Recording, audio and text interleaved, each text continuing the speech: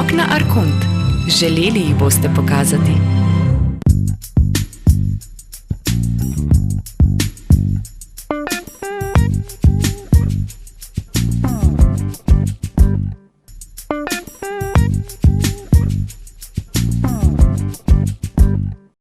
Skupaj do najboljše izbire. Preverite ugodno ponudbo gotovinskih in stanovanjskih kreditov nove KBM. Obiščite nas v najbližji bančni poslovalnici ali enoti Pošte Slovenije in skupaj bomo izbrali vam prilagojeno rešitev. Nova KBM.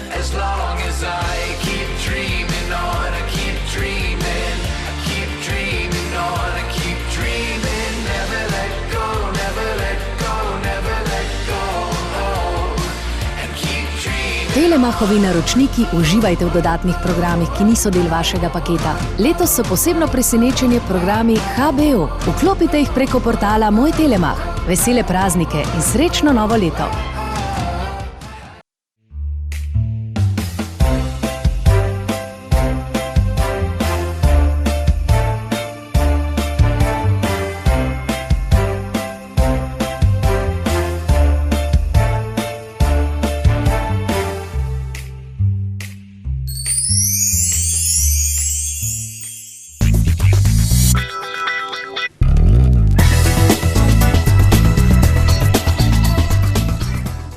Lep pozdrav, spoštovani in spoštovane, v oddaji Sreda. Najprej vsem skupaj želim še enkrat, da ste uspešno in veselo praznovali Božič. Hkrati vam pa iskreno čestitam vsem skupaj tudi za državni praznik, dan samostojnosti in enotnosti. In seveda prav ta praznik, oziroma ta dan, je izhodišče mojega prednovoletnega pogovora z mojim gostom, in sicer vodjo slovenske delegacije pri Evropski ljudski stranki v Evropskem parlamentu, dr. Milanom Zverom. Vse dobro, dr. Milan Zver. Hvala lepa tudi vam. Povejte, 26. december, ne vem, občutek imam, da se Slovenci pomena tega dneva ne zavedamo preveč. Morda res ne. To se mi zdi, da je bil neki zgodovinski prelomni dogodek v slovenski politični zgodovini, ko je slovenski narod z res plebiscitarno večino odločitvijo dal neko zavezo slovenski politiki, in ta zaveza se je glasila: Slovenci želimo biti v svoji samostojni državi, in to v demokraciji, ne več v totalitarnem sistemu. To se mi zdi, da je bilo glavno sporočilo praznika, recimo, ki ga sedaj praznujemo. Ne samo samostojnost, ampak tudi enotnost. Dejansko je bil narod enoten takrat.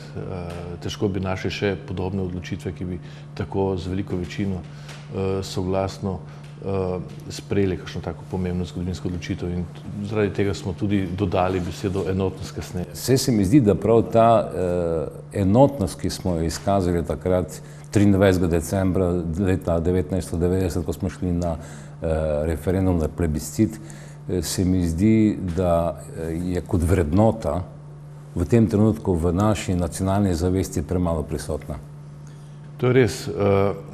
Potrebno je reči, da vendarle ljudje so bili takrat enotni, večinsko. To je dober rezultat. Politika se je zadnji hip tudi poenotila, predvsem zaradi tega, ker kakšne druge izbire ni imela. Tudi tisti, ki so bili bolj projugoslovanski in ki niso čutili demokracije še ali pa jo sprejemali kot svojo, so se takrat uklonili recimo neki večinski volji, ki je bila jasno izražena. Seveda, dan danes bi pričakoval, da bi še bili večkrat tako enotni. Ne nazadnje so bili referendumi tudi za vstop v evroatlantske integracije. To so prav tako odličen rezultat, kjer se je večji del slovenskega naroda poenotil okrog teh projektov. Tudi to je bilo svojevrstno napotilo za politiko, ampak če danes gledava našo znanje politiko, se mi zdi, da se ne drži ravno tega ukaza slovenske javnosti. Enotnost je seveda zelo pomembna. Enotnost je ključna, ampak vendarle bi lahko rekli, da demokracija lahko preživi tudi brez take velike plebiscitarne enotnosti ali brez tovrstnih odločitev. Torej, nenazadnje demokracija temelji tudi na konfliktu in na tekmovanju, ne, vendar z enim predpogojem, ne, da so vse te razlike pripoznane, spoštovane in da se strpno vedemo do drugače mislečih. Ne. Pri nas smo politično kar pri večini vprašanj globoko razdeljeni, ne, in ta delitev se producira, tudi dominantni mediji jo producirajo ali pa reproducirajo, ne, in jaz mislim, da se je začela leta 1941 začetkom revolucije. Slovenski narod je bil politično razdeljen v klasičnem obdobju do druge svetovne vojne, v klasičnem obdobju demokracije v 3 tabore, ne, socialističnega, liberalnega in pa konzervativnega, ne. Danes je posledica tega revolucija razrednega boja je, da se je razdelil v 2 dela in od takrat naprej bolj ali manj latentno je ta delitev prisotna še danes. Nekaj se mi zdi namreč, ne, da če smo takrat šli na plebiscit z nekim nacionalnim nabojem, z željo, da konec koncev stopimo na samostojno, suvereno pot, seveda v podzavesti Slovenca, ki je šel na referendum, je bilo to, da več nočem Beograda, hočem Ljubljano, ampak konec koncev hkrati smo pa šli na samostojno pot tudi z mislijo, da nas čakajo tako evro kot atlantske povezave, torej da želimo pa hočemo postati del nekega evropskega prostora z vrednotami, ki jih je ta evropski prostor takrat za nas, ki smo bili v nekem totalitarnem sistemu, predstavljal res neke višje vrednote, ampak zdaj se je ta bivši jugoskepticizem spremenil v evroskepticizem. To ste prav ugotovili, ne? Takrat je že konec 80-ih let so vse politične sile, ne samo nove, ne, tudi prejšnja stara, so imeli to evropsko vizijo in Evropa je bila za večji del Slovencev neka vrednota, ne. Da se vrnemo tja, kjer smo, kamor spadamo ali pa kjer smo vselej bili, ne, stoletja in tisočletja. In kasneje pa se res začelo in tudi danes je evroskepticizem zelo močan in se kaže na različne načine, ne, tudi kot kritika Bruslja, kot neke nove supradržave oziroma nekega birokratskega centra, ki nam vlada in ukazuje, ne. To demagogi zelo pridom uporabljajo in seveda marsikdo naseda temu, ne. Tukaj seveda ne smemo zanemariti tudi odlične, učinkovite ruske propagande, ki poskuša storiti vse, da bi zrušila idejo Evropske unije, ne, Evropske unije, ki je seveda Rusiji premočan partner, ne. Nenazadnje Evropska unija je tudi najmočnejši gospodarski partner na svetu oziroma igralec na svetu. Ima močno tržišče, ne, in seveda se Rusiji bolj paše, da bi Evropska unija bila šibkejša kot taka, ne, tudi v političnem smislu povezana. Torej, evroskepticizem je posledica tudi njihove načrtne propagande, pa seveda tudi naših dominantnih medijev, ki so najprej poskušali zaobiti Evropsko unijo, evropsko politiko, danes so pa vedno bolj direktno evroskeptični in jo napadajo, ne. To je neka res sprememba, ki pa ima svoje učinke seveda tudi v kulturni klimi, ne. Ljudje so začeli resno verjeti, da Bruselj ogroža Slovenijo ali pa slovenske nacionalne interese, ne. Torej ravno drugače, kot je bilo v začetku 90-ih let, ko so vsi verjeli v Bruselj oziroma Evropsko unijo in pa demokracijo. Smo člani Evropske unije, to je bil prvi cilj, ki smo ga dosegli. Prevzeli smo evropsko valuto. Postali smo del asociacije NATO zveze, del šengenskega prostora smo postali. Konec koncev to so bili vse cilji, ki smo si jih zastavili. Zdaj, konec koncev 10 let tega, kar imamo evro kot skupno moneto, se vam zdi, da je prevzem evropske monete za Slovenijo prinesel neki plus? No, zagotovo, ne. In to tudi ljudje mislijo, da je, tako kažejo tudi javnomnenjske raziskave. To, da smo dobili evro, je bil en večji dosežek, ne, Slovenije in vstop v Schengen prav tako, ne. Tukaj bi se morali mi še bolj odgovorno obnašati kot članica Evropske unije in tudi monetarne unije. Nujno je, da se držimo nekaterih pravil igre, ki veljajo v Evropski uniji, tudi kar se tiče recimo proračunskega primanjkljaja in podobno. Prav tako pri Schengenu. Schengen bi morali varovati z vsemi silami. Tudi takrat, ko ga nismo, to v lanskem letu smo naredili veliko napako in jaz upam, da bo Schengen še naprej ostal v Sloveniji. Še bolj vesel pa bi bil seveda, če bi se širil še naprej, ampak mislim, da to še desetletja ne bomo videli. Torej, to so veliki dosežki, ki ste jih omenili. Vodili smo tudi neke pomembne mednarodne inštitucije, ne samo Evropski svet, Evropsko unijo kot tako, kot celoto.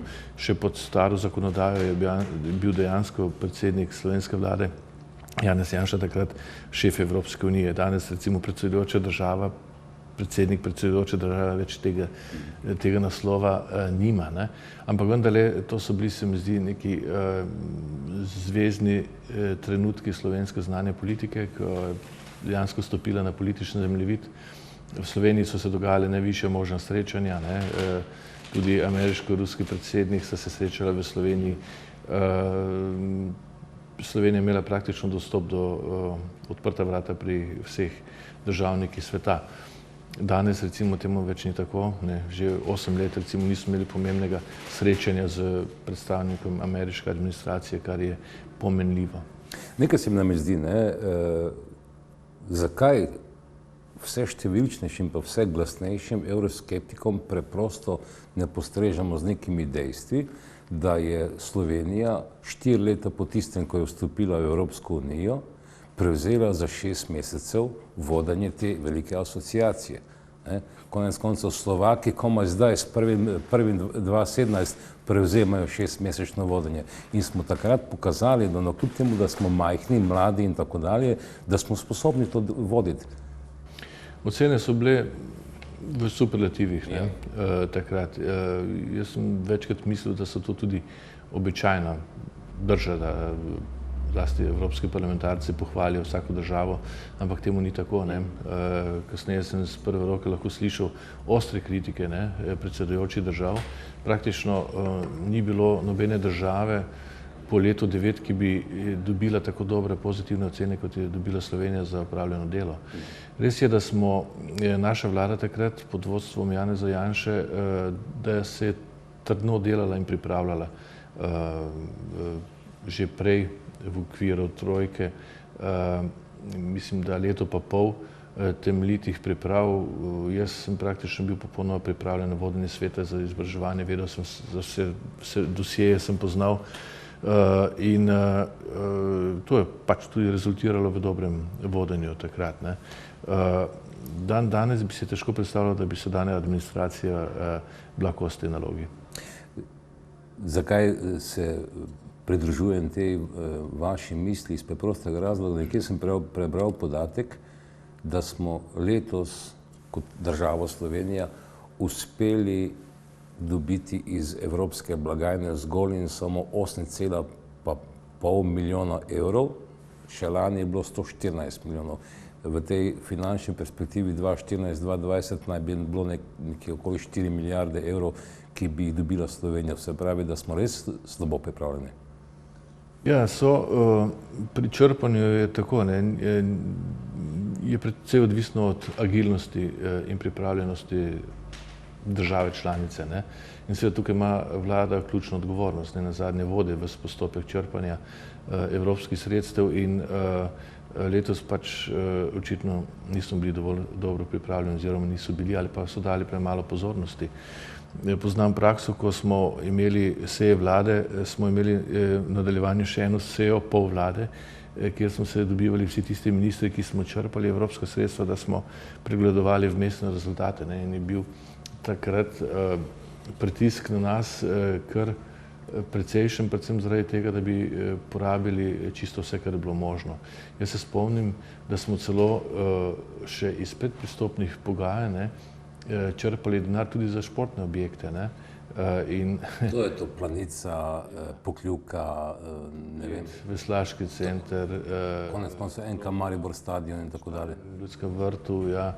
Kar nekaj je bilo tudi manjših projektov, ne, tudi Odranci, kolesarska steza in tako naprej, pa tudi ti kapitalni, ne, tudi Planico smo, začetne pogodbe sem še podpisal jaz kot predstojni minister v tistem času, ne. Skratka, pa tudi na drugih področjih smo zelo pridno črpali, ne. Kasneje smo dobili res 4 milijarde, zdaj 3,2 milijarde in jaz upam, da bomo porabili to predvsem zaradi tega, ker je to pomemben del v celoti slovenskih naložb, ne. Brez naložb pa ni novih delovnih mest, tako da smo praktično lahko hvaležni Evropski uniji, da imamo to možnost, da dobimo denar, ki se namensko, torej smotrno uporablja in učinek take investicije je največji, veliko boljši kot tisti iz nacionalne ravni. Greva iz Slovenije v Bruselj oziroma Strasbourg, namreč to leto je bilo, vse kar se tiče delovanja evropskih inštitucij, izredno turbulentno. Konec koncev začelo se je pravzaprav lani jeseni z drugim valom migrantov, ki so ilegalno vstopali preko šengenskih meja, iskajoč, ne vem, zaželjeno, ne vem, destinacijo v Nemčiji, na Švedskem, kje drugje. Čez Slovenijo je šlo več kot 500 000 prebežnikov. Takrat morda res tisti najbolj odgovorni niso razmišljali tako daleč, da bi lahko predvidevali, da se bodo zgodili Nice, Parizi, Bruslji, konec koncev Berlin pred nekaj dnevi. Za politiko je zelo pomembna anticipacija, ne, da predvidiš nekatere stvari, ki se lahko zgodijo v nekih okoliščinah. Nažalost je slovenska opozicija to predvidela v Sloveniji, ne pa vlada. Čeprav ima vlada veliko več resursov, da se lahko predvideva, analizira situacijo. Ampak to se ni zgodilo samo slovenskim oblastnikom, ampak tudi recimo nemškim, ne. Tudi oni so podcenjevali razmere, kot so bile. In tako da se je oblikoval en del politike, ta je bil večinoma lociran vendarle na levi politični obli, ki je vabil migrante oziroma svaril tiste, ki so opozarjali pred morebitno nevarnostjo, ne, in v glavnem podčrtoval samo humanitarno noto. Desna stran politike je pa tudi opozarjala na nevarnosti, ki prihajajo z temi nekontroliranimi, nezakonitimi priseljenci. Predvsem smo opozarjali na nevarnost terorizma in torej nevarnost, da se ne bodo dobro integrirali v evropske družbe, evropske kulture, da ne bodo... Mimogrede, nekje sem prebral, zgolj 8,5% teh migrantov, prebežnikov se je zaposlilo. No, to je en pomemben vidik integracije, ne. Zame je bil že uspeh to, da sprejemajo vrednote okolja, kamor so hoteli priti, ne. Že to bi bila, da se torej asimilirajo v to okolje, to bi bil pozitiven uspeh, ne. Vendar temu ni tako. Opozarjali smo na paralelne družbe. Jaz se spomnim, da sem na EPP kongresu poudaril nevarnost paralelnih družb in točno to se sedaj v Nemčiji dogaja. In tudi nemška vlada sedaj spoznava relativno pozno vse nevarnosti, ki so prišle z nezakonitimi priseljenci, ne. Torej, če bi odločila takrat, če bi bili na pravih mestih pravi ljudje z pravo presojo situacije, bi potem ne bi prišel tako množičen val v Evropsko unijo, kot je.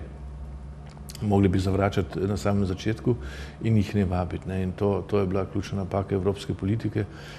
Kasneje je bilo seveda veliko težje. Sedaj jih imamo tukaj, jih je v Evropski uniji, jih je treba nekako upravljati z vsemi temi migranti in istočasno moramo preventivno delovati, da ne pride še kakšen val ali pa še kakšni večji valovi iz Severne Afrike. In tukaj je Evropska unija v tem letu naredila en pomemben korak. Ta sporazum s Turčijo ni slab, to je deluje, hvala Bogu, in zdaj je bistveno manj migrantov, kot je bilo v primerjavi z istim obdobjem lani. In tudi smo nekako zajezili še z drugimi inštrumenti, ki so bili sprejeti v tem letu. Torej, Evropska komisija na tem polju nekaj konkretnih korakov je naredila. Tudi nazadnje obalna straža je velik uspeh, ki bo sedaj začela delovati, čeprav v Evropski uniji gre nekoliko vse bolj počasi. Tukaj se je treba usklajevati tudi z državami članicami. Amerika in Rusija lahko veliko bolj enostavno sprejemate ključne pomembne odločitve za svoje državljane. V kolikšni meri so pravzaprav ti največji igralci v ozadju tega dogajanja, ker zdaj, če vidimo dialog med Evropo in Turčijo, Erdogan si pač z vsemi silami prizadeva, da bi se znova sprožilo postopek oziroma pogajanja o vstopu Turčije v Evropsko unijo.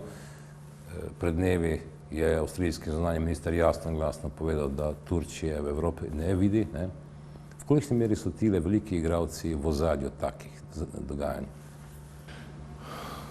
Pravzaprav veliki igralci so vsele v ozadju vseh pomembnejših dogajanj v mednarodni skupnosti. Se pa je letos geostrateška podoba Evrope oziroma sveta kar precej spremenila.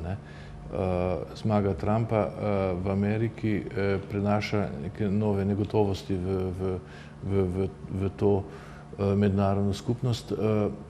Predvsem se je spremenila na škodo Evropske unije, v glavnem zaradi Sirije in pa vloge Rusije v vzhodni Evropi, ki je veliko večja, kot smo pričakovali, tudi z orožjem, z orožja. Rusija je pomemben vojaški faktor postala v tem letu v Siriji.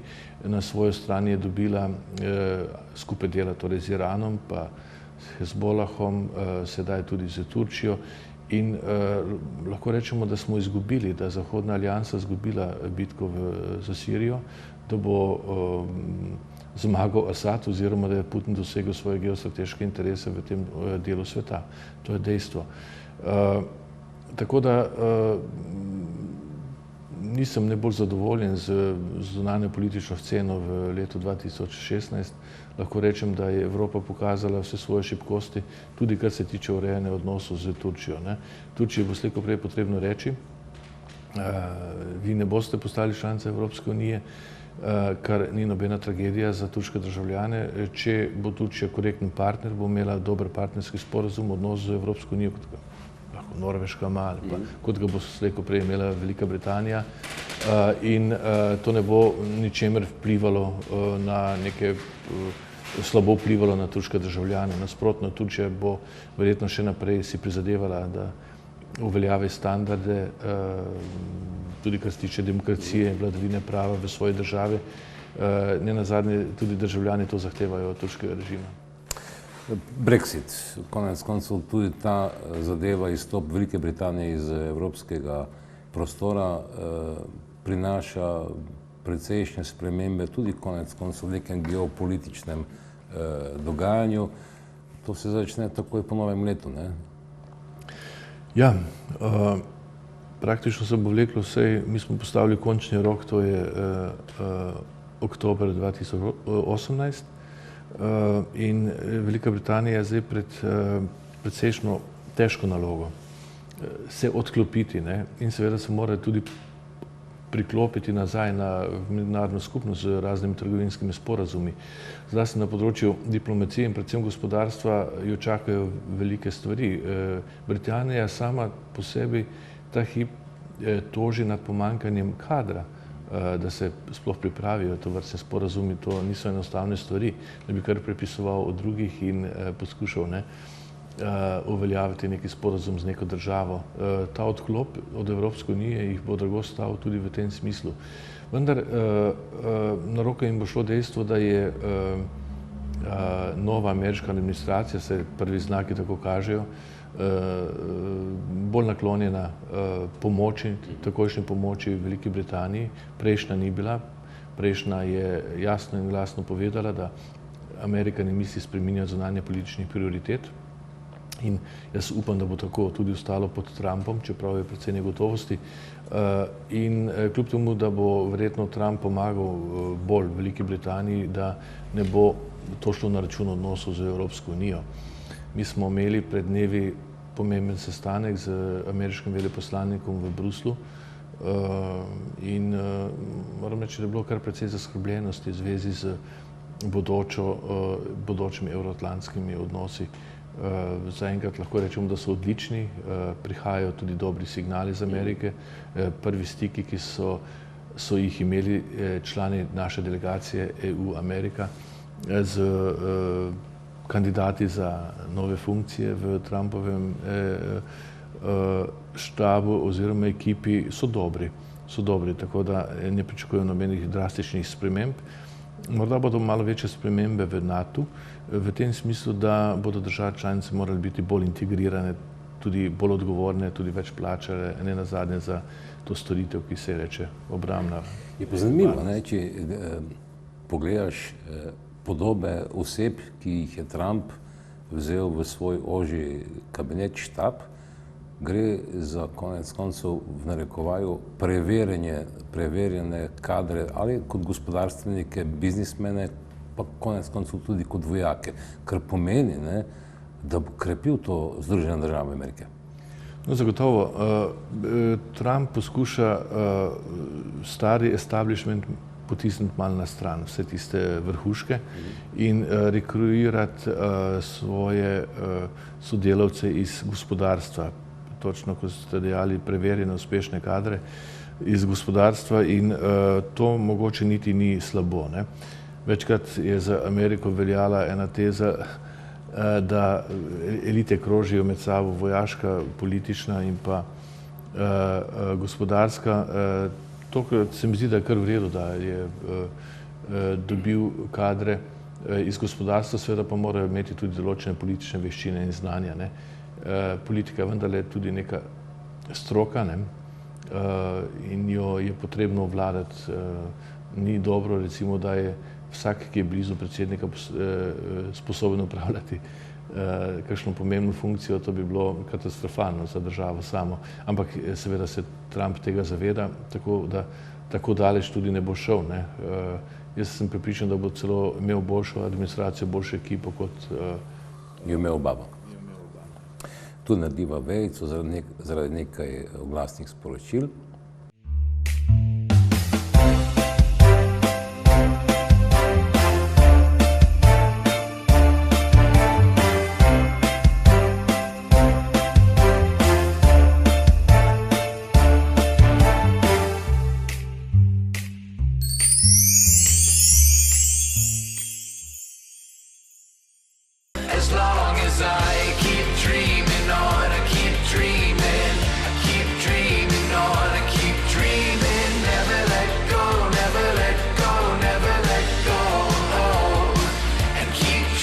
Telemachovi naročniki uživajte v dodatnih programih, ki niso del vašega paketa. Letos so posebno presenečenje programi HBO. Vklopite jih preko portala Moj Telemach. Vesele praznike in srečno novo leto!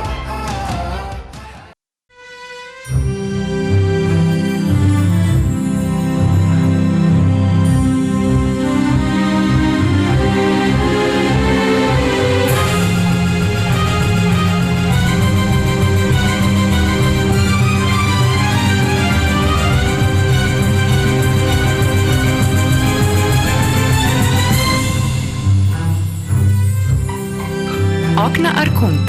Želeli jih boste pokazati. Skupaj do najboljše izbire. Preverite ugodno ponudbo gotovinskih in stanovanjskih kreditov nove KBM. Obiščite nas v najbližji bančni poslovalnici ali enoti Pošte Slovenije in skupaj bomo izbrali vam prilagojeno rešitev. Nova KBM.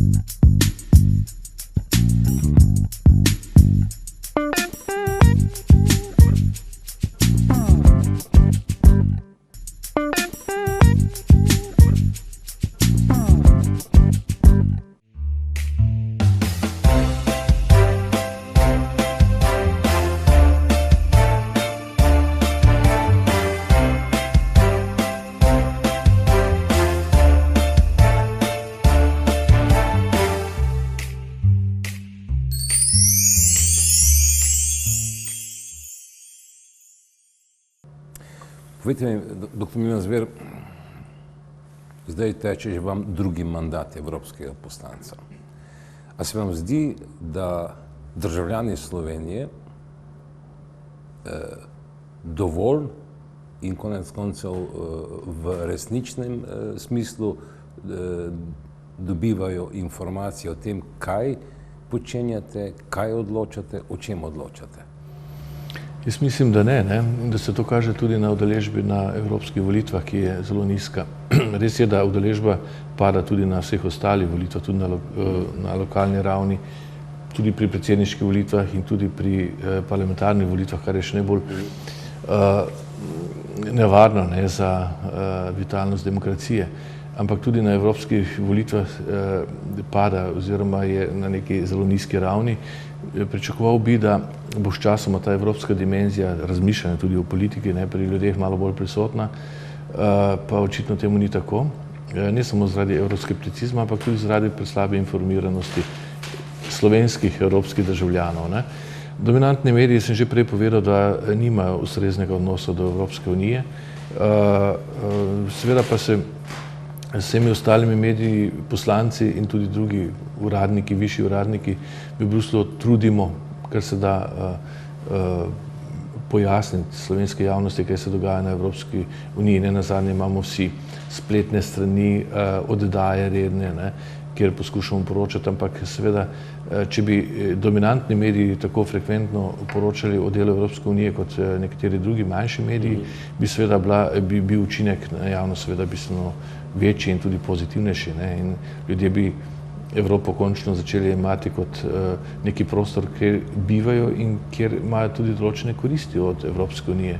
Jaz večkrat rečem, ok, varnost je v redu, nam zagotavlja varnost, nam zagotavlja neko svobodo, tudi določene standarde enakosti, ampak to, da nam pa zagotavlja tudi materialno pomoč, pomoč v denarju, to je pa še en taki dejavnik, ki bi moral prepričati vsakega skeptika, evroskeptika. Prebral sem kar nekaj, kar namreč mislim, da je zdaj neka obletnica projekta Erasmus. Začel se je 1989, do danes je skozi v narekovaju šlo več kot 3 milijone mladih Evropejcev, kar debele milijarde so šle za njihovo izobraževanje, zaposlitev in tako dalje. Zdaj je ta Erasmus že dobil neko nadgradnjo, ki se mu pravi Erasmus Plus. Tu ste vi celo nek poseben poročevalec za Evropski parlament. Ali slovenska mladež dovolj zajema iz te malhe ali ne? Jaz mislim, da dovolj pa lahko bi še, ker so želje še večje, ampak vse se zaustavi pri denarju. Erasmus je res ena taka dobra zgodba o uspehu, je še 2 leti starejša, kot ste vi omenili, tako da bo drugo leto praznoval 30 let. V začetku je bil Erasmus omejen zgolj na študijsko izmenjavo. Danes Erasmus vključuje od te nove ekipe naprej praktično vse ostale programe, ki smo jih poznali v okviru vseživljenjskega učenja, tako tudi učenje starejših, Grundtvig, kot poklicno usposabljanje, Leonardo da Vinci program, tudi mladi v akciji, recimo program. Tako da imamo zdaj veliko podprogramov, ampak vsi so vključeni pod to uspešno blagovno znamko, ki se reče Erasmus Plus sedaj, tako da seveda je razširjen program. To je bil edini program, ki je dobil več denarja v tej finančni perspektivi. Evropski proračun je torej skromen, zelo se špara, bi temu rekli, v Evropski uniji, ampak kljub temu so odločevalci, in to so tudi parlamentarci, ne samo svet, namenili temu programu kar za 43% več denarja. To pomeni, da so spoznali, da je naložba v mlade res naložba v prihodnost Evropske unije, in tudi meni se zdi, da moramo veliko več vlagati v te kulturne stvari, ne samo v neko infrastrukturo osnovno. Čeprav je lepo videti skoraj v vsaki slovenski občini, da je nekaj bilo zgrajeno s pomočjo evropskih sredstev, ampak vendarle investicija v kulturo, v vrednote, ki živimo, se mi zdi, da je najboljša naložba, res, da Evropa se še naprej razvija in pa predvsem ta hip rabimo da obstane kot taka. Ne. Erasmus bo, res je, jaz sem postal stalni poročevalec Evropskega parlamenta, to pomeni, da skrbim v Evropskem parlamentu in spremljam dogajanja. Ravno kar sem napisal poročilo, ki bo sprejeto verjetno februarja na plenarnem zasedanju v odboru, ki je v našem odboru, kult odboru, je bil potrjen brez glasu proti. Tako da To je zanimivo, ne? Da vse tri opcije so ga podprle. Ja, vse tri glavne, pa še ta male, ne, niso bile proti, tako da ja, to je eno vezivo, se mi zdi, v Evropskem parlamentu. Tukaj so sicer nekatera nasprotovanja, zlasti strani desne, v smislu, da preveč se mešamo recimo na področju kulture in šolstva v pristojnosti države članic, čeprav temu ni tako, ne. Evropska unija samo razvija programe in nekatere mehanizme za pomoč državam članicam, da hitreje razvijajo svoje šolske sisteme in Evropa tudi veliko plača za to, ne. Ta denar, ki prihaja iz Evropske unije, pač je evropski denar, bruselski denar, ne, in je mišljen kot pomoč državam članicam. Večkrat se zgodi, da države članice to razumejo kot pomoč, same pa ne prispevajo svojega deleža, ne, tudi zaradi tega denarja primanjkuje. No in v tem poročilu jaz ugotavljam, da je ravno, da so potrebe po mobilnosti ali raznim oblikam delovanja Erasmusa veliko večje, kot so zmožnosti finančne, ne. Zaustavi se že pri čisto navadni štipendiji ali če gre kdo na učno mobilnost ali na delovno mobilnost, prakso v tujino, je problem že denar, če greš recimo v neke destinacije, kjer je življenjski standard višji oziroma so tudi cene življenjskih stroški so višji, ne. Tukaj z štipendijo, ki je od 250 do 500 evrov, pač odvisno, ne moreš priti skozi, moraš dobiti še kakšnega donatorja ali pomoč družini ali kako drugače, na različne načine se študenti znajdejo, vsi pa se seveda ne morejo. Letos, mislim, da je bilo februarja meseca, ste na predsednika Evropskega parlamenta naslovili neko pobudo o tem, da se tudi v Bruslju oziroma v Štrasburu postavi neko spominsko znamenje za 200 000 med vojno in po vojno pobitih Slovencev, podobno kot je to imata Litva, mi se zdi pa Latvija, tako, ja. Zaenkrat ta pobuda še ni meso postala. Ja, je pa razburkala kar politično življenje tudi v Sloveniji in pa v Bruslu. Predsednika vlade se... Na to moje pobudo je predsednik Weber takoj pozitivno odgovoril, predsednik torej Evropske ljudske stranke v Evropskem parlamentu. Drugi naslovnik Schulz, predsednik parlamenta, je pa precej časa čakal s svojim odgovorom. Sem tudi približno vedel, zakaj. V tem času je dobil veliko pisem iz Slovenije, od Zveze združenj borcev do drugih in naposled tudi predsednika vlade, ki je odločno protestiral proti intenciji moje pobude. Tega nikako nisem razumel, zakaj je predsednik vlade se moral vmešati v to parlamentarno pobudo, ki je bila po mojem čisto normalna, nekaj normalnega. Mi imamo v Štrasburu, v parlamentu, plaketo, torej v spomin na eksodus baltskih narodov iz leta 1941, ko so jih deportirali množično vojake Sovjetske rdeče armade. Tako da bi se v nekem smislu še bilo bolj smiselno in bolj potrebno, da bi imeli tudi spomin na vse pomorjene po drugi svetovni vojni v Sloveniji, predvsem zaradi tega, ker v slovenski zemlji ne ležijo samo Slovenci, ampak ležijo tudi Srbi, Hrvati, Črnogorci, Nemci, tudi Rusi, Italijani in tako naprej. Prava Evropa v malem, ne, in bi bilo dobro, da se tudi Evropska unija kot taka, kot institucija pokloni temu spominu in tem žrtvam.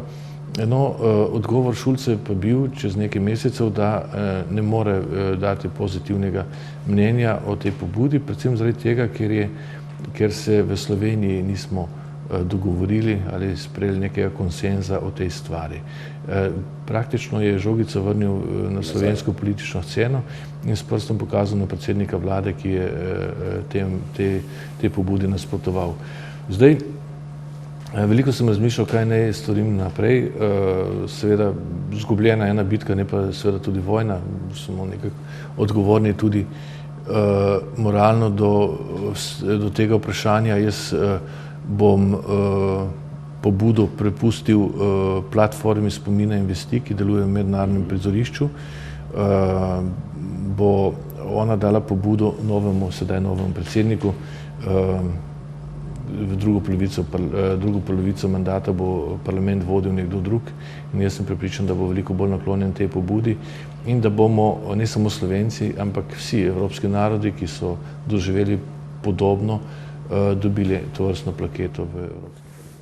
Verjetno je res problem prav pri nas v Sloveniji, da 25 let po osamosvojitvi še vedno nismo sposobni v svojo zavest jasno postaviti dejstvo, da smo tudi mi bili v nekem totalitarnem, takšnem in drugačnem in tako dalje, in da parlament ni sposoben nekako dvigniti roke za Evropsko deklaracijo o zavesti o totalitarnih. Čeprav so slovenski poslanci takrat, še tistega sklica, v Evropskem parlamentu vsi glasovali za, tudi iz strani levice, ne? Tako da je bilo logično, da bi tudi v slovenskem parlamentu to sprejeli brez nekih težav, ampak pri nas se očitno ta politična cepitev mora nadaljevati naprej in nismo pripravljeni niti tako elementarnih stvari, dejstev, zapreti, recimo. Če bi sprejeli to in neke nujne korake, da se popravijo krivice tam, kjer se še lahko, da se pietetno pokopljajo vsi ti pomrjeni, tako bi to bila stvar države, ne pa politike, ampak ker politika, določena politika države to ne omogoča, da te stvari opravi, je potem še vedno to odprto politično vprašanje. In zaradi tega to pa še dodatno spodbuja cepitve in delitve. Drugi narodi so to veliko bolj sposobni narediti, Slovenci pač ne. Jaz približno vem zakaj.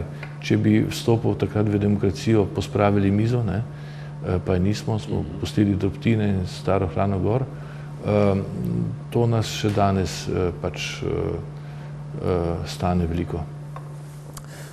Prej ste rekli nov predsednik parlamenta Evropskega. Bili smo priče v narekovaju samo kandidaturi evropskega poslanca Ljudske stranke gospoda Peterleta. Žal, tudi za Slovenijo konec koncev žal, je potegnil kratko. Zakaj? Ker je pač verjetno soliral, tako kot je soliral pred leti, ko se je podal v predsedniško bitko za Republike Slovenije. Ja, to bi mogel biti projekt, ki bi bil dorečen na precej širši ravni. Gospod Peterle je pač svojo odločitev sporočil, je vsem dal vednost in potem čakal, kako bo s podporo. Jaz sem že na samem začetku jasno in glasno omenil dvom v to, v uspešnost te kandidature, ker pač dojemam evropsko politiko tudi kot neko realno politiko. On je pač verjel tudi v čudeže, ki se lahko zgodijo v politiki. In zaradi tega se je to zgodilo. Seveda naša nepodpora te kandidature pa je imela seveda še druge razloge, ki so pa res vezani z odnosi med Novo Slovenijo in pa Slovensko demokratsko stranko. Znano je namreč, da je izvršilni odbor SDS sprejel odločitev, da se te kandidature ne podpre. Ampak ne glede na to, tudi če bi ga mi trije podprli, bi dobil manj kot 10% vseh glasov znotraj poslanske skupine in tak rezultat je pač bil pričakovan. Dejstvo je, da so bili tokrat na vrsti za nominacijo ali Francozi ali Italijani oziroma njihovi predstavniki v Evropskem parlamentu in taka pravila pač mora sprejemati. Tudi v Evropskem parlamentu velja nek sistem, ki mu rečemo DONT in te najvišje funkcije pač pripadajo tistim, ki so najmočnejši. Razen, če se velike sile dogovorijo, da bodo določeno funkcijo pač imeli nekateri predstavniki iz manjše države, ampak to je potreben res dogovor na vrhu in običajno so edini tisti, ki še kaj dobijo tako pomembne funkcije, kandidati iz Luksemburga. Čeprav so uradno načrtovane parlamentarne volitve v Sloveniji šele maj 2018, se mi zdi, da se je že, kako bi rekel, predvolilno perivanje začelo z vso intenzivnostjo. Konec koncev, to, kar ste prej omenili, pred dnevi tudi vodja poslanske skupine Nove Slovenije v parlamentu znova jasno in glasno, da oni sicer so za koalicijo za Slovensko demokratsko stranko, vendar brez Janeza Janše na čelu. Njegova predsednica je, gospa Novakova, celo rekla, da je ona sposobna sama prevzeti vodenje vlade v Sloveniji. Pa se mi zdi, kakšna je to, bom rekel, demokratična logika, da če se pogajaš o neki koaliciji z nekom, ki je v narekovaju večinski zmagovalec volitev, da mu postavljaš take pogoje, kdo bo pa predsednik vlade, če je predsednik stranke najmočnejše na volitvah. Ne? Ja, to niti ni demokratično, niti strpno dovolj, ne? Da postavljaš tovrstne pogoje. Ne? Ti moraš spoštovati demokratično izraženo voljo ljudi, ne? In se pač pogajati tudi z ljudmi, ki jih sam po sebi osebno ne maraš. Ne? To v politiki pač treba razumeti in tudi iti čez simpatije in pa antipatije, ne? Ki v slovenski politiki očitno igrajo še zelo pomembno vlogo. Ne? Ja, ti odnosi niso najboljši in tudi s to trditvijo, ne, se, če gledamo tvite, tudi ne strinjajo volivci Nove Slovenije, ne, in nekateri izražajo upanje, da bo spremenila to stališče, in jaz tudi izražam upanje, da se bo to res zgodilo, ker vnaprej reči, s tem pa ne bom sodeloval, pa še iz tega politično-kulturnega polja prihajaš, je seveda popolnoma nekorektno. Ne. Zdaj, jaz mislim, da bo drugo leto zelo zanimivo, tudi zaradi tega, ker se je na zadnjih 4 volitvah vedno so se dogajale neke pregrupacije, zlasti na leve politične sceni.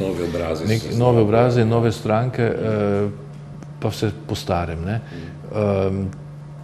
Mislim, da je stara nomenklatura zadovoljna s to vlado, zato ker opravlja zgolj tehnične posle. Ne dela nič zgodovinskega za slovenski narod, nič niso naredili, nobene korenite reforme, da bi olajšali državljanom življenje, da bi povečali število novih delovnih mest, nasprotno mladi odhajajo, praktično se dogaja eksodus, tako da ta vlada bo v zgodovino šla kot ena najmanj kompetentnih vlad, kar smo sploh imeli, odkar imamo demokracijo. Ampak vendarle držijo dovolj dobro skupaj, tako da se zna zgoditi, da bomo se soočeni z rednimi volitvami in da ne bo predčasnih. Ne? Tisto, kar mene še najbolj bode ali pa moti, je naša zunanja politika. Slovenija je popolnoma izgubila nek proaktivni status, neko, ki je taka prijetna akterka v mednarodnih odnosih. Ne? Mi bi lahko imeli veliko večjo vlogo tudi pri upravljanju Balkana, ne? Pa tudi tu ne znamo. Ne? So prišli drugi igralci, ki to delajo. Včasih se spomnim, v začetku 90-ih let so ameriški agenti in diplomati prihajali na obrambno ministrstvo, kjer smo jim mi analizirali situacijo in razlagali in dali informacije in podobno. Torej smo bili nek spoštovanja vreden partner, danes nažalost temu več ni tako.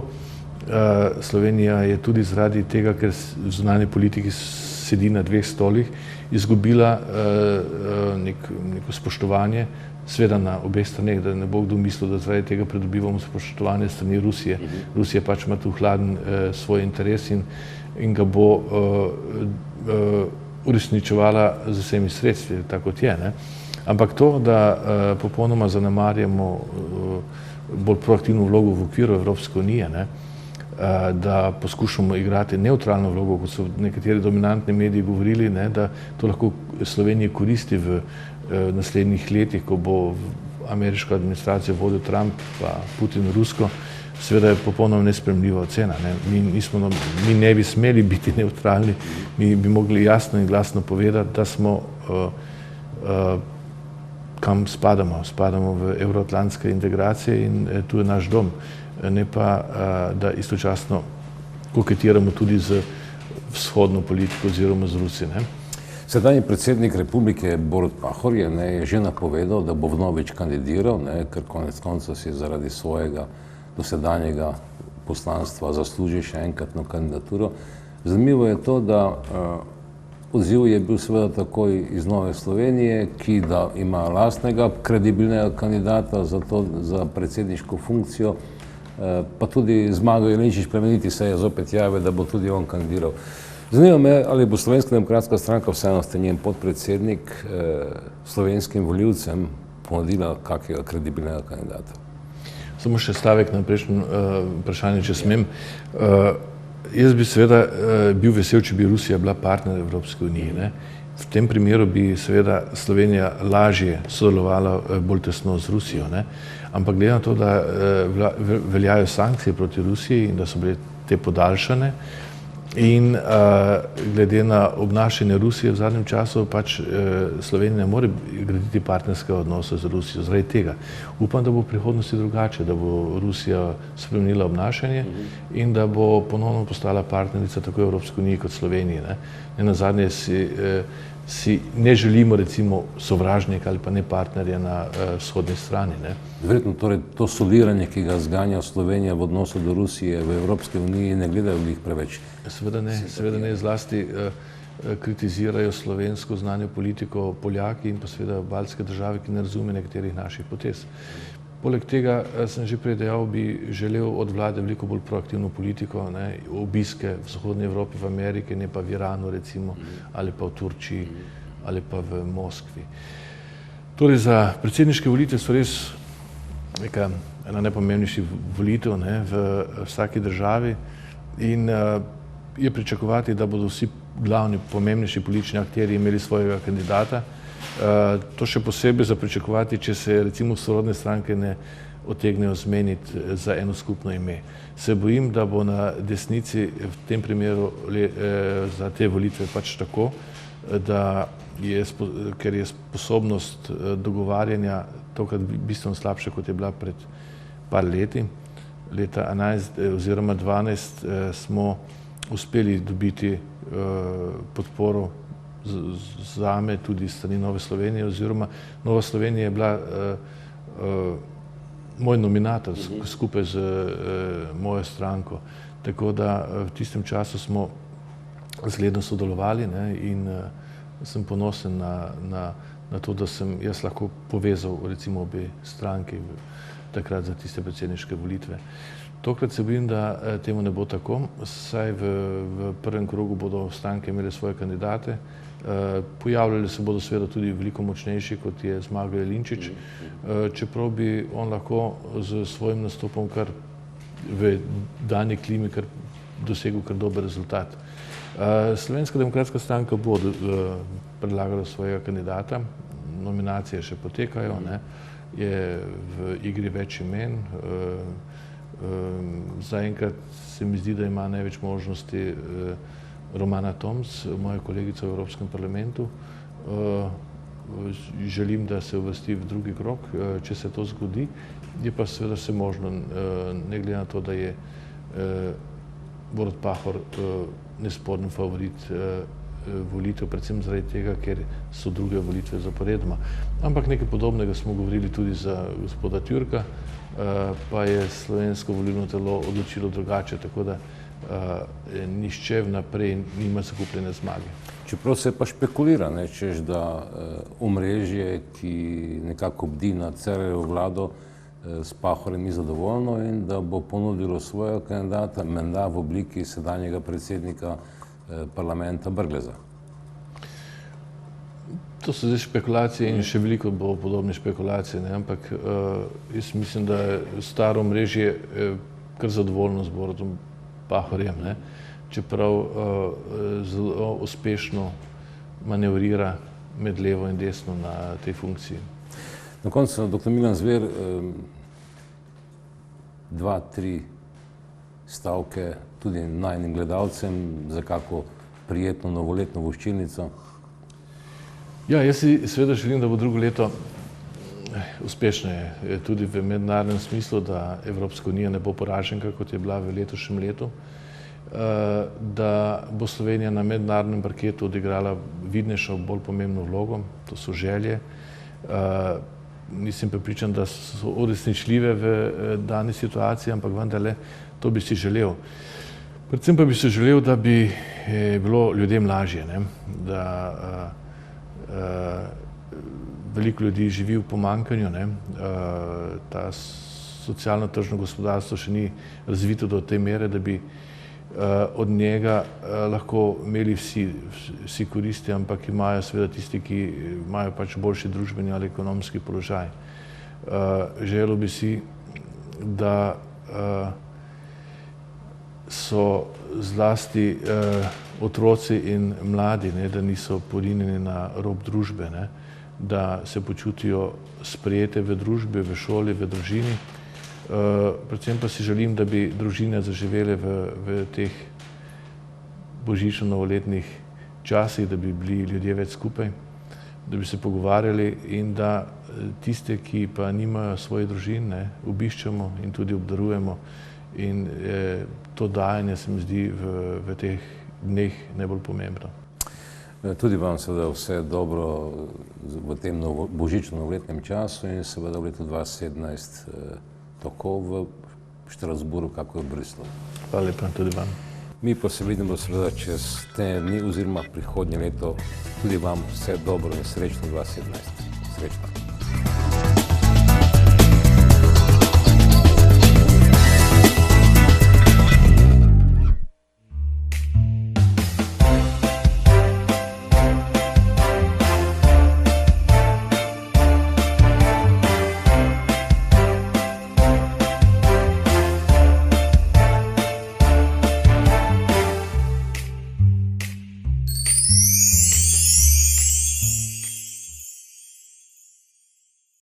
Skupaj do najboljše izbire. Preverite ugodno ponudbo gotovinskih in stanovanjskih kreditov nove KBM. Obiščite nas v najbližji bančni poslovalnici ali enoti Pošte Slovenije in skupaj bomo izbrali vam prilagojeno rešitev. Nova KBM.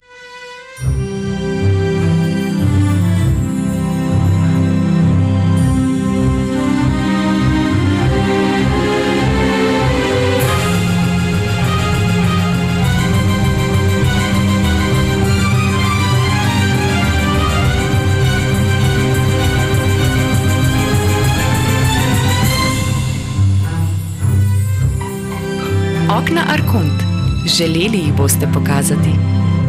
As long as I keep dreaming on, I keep dreaming, I keep dreaming on, I keep dreaming, never let go, never let go, never let go, and keep dreaming. Telemachovi naročniki, uživajte v dodatnih programih, ki niso del vašega paketa. Letos so posebno presenečenje programi HBO. Vklopite jih preko portala Moj Telemach. Vesele praznike in srečno novo leto!